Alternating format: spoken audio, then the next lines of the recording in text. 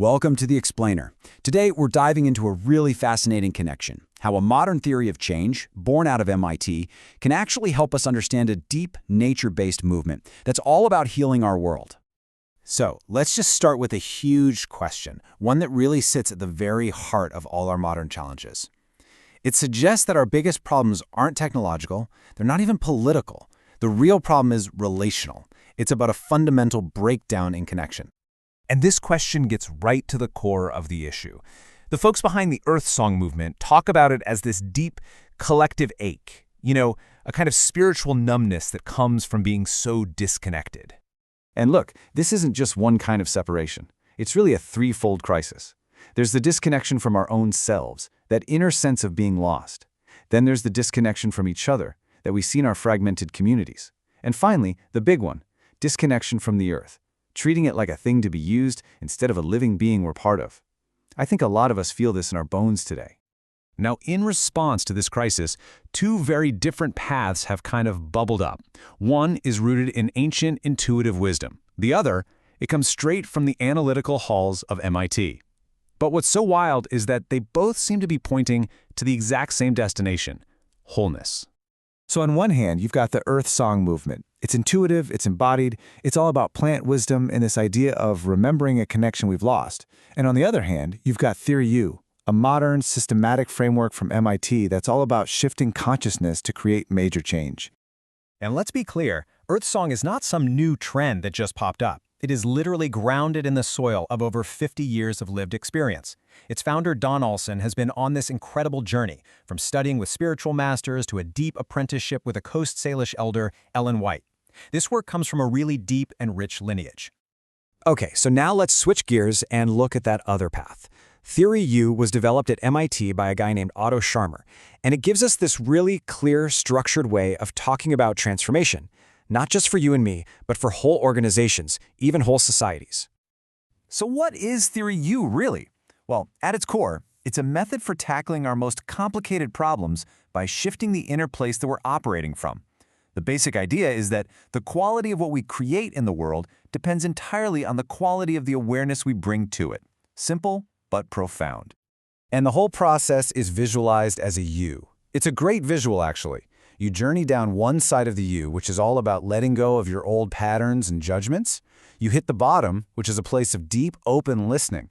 And then you rise up the other side, bringing new insights into the world and turning them into real, concrete action.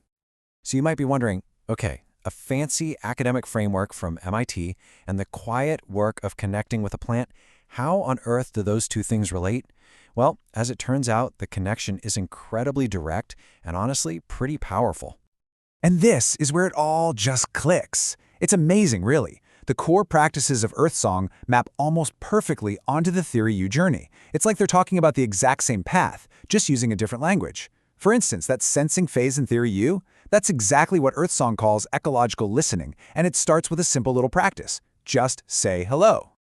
And that simple act of just say hello to a plant, it's so much more than just a cute phrase. It's a direct, totally accessible way to step into that sensing phase of the U. It's not a slogan, it's a portal. A tiny action that opens you up to this huge field of relationship and awareness.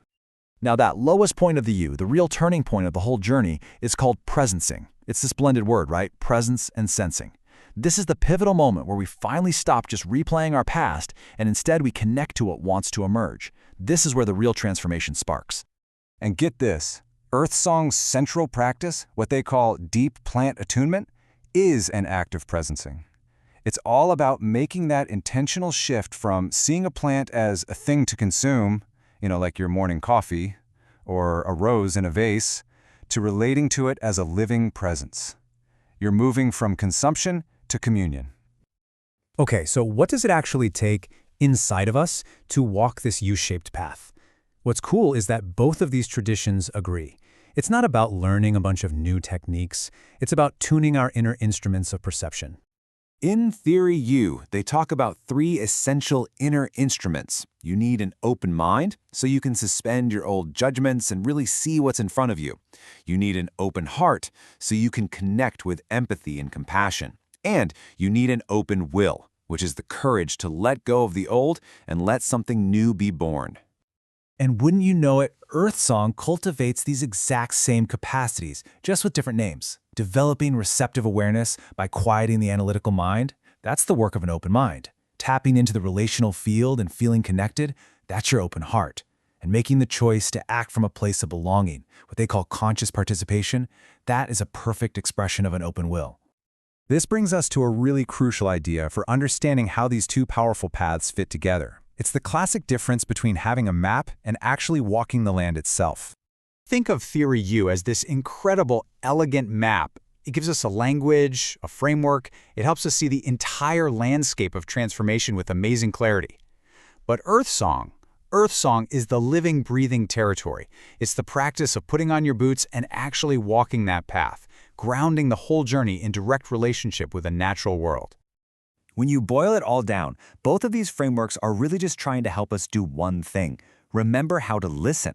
Not to start some new conversation, but to simply rejoin a conversation that has actually never stopped. The Earth has been speaking the whole time. It's our listening that's faltered. So for anyone out there who really feels that deep ache of disconnection, what Earthsong offers is a whole path back. It's not just one single practice. It's a community, it's a medicine, it's a healing pathway, and a spiritual doorway back into a living, breathing relationship with the world. Which really just leaves us with a final thought. This whole journey, from disconnection all the way back to remembering, it can start with something so simple, a single step, an inner hello. The Earth is waiting. The only real question is, are you ready to join the conversation?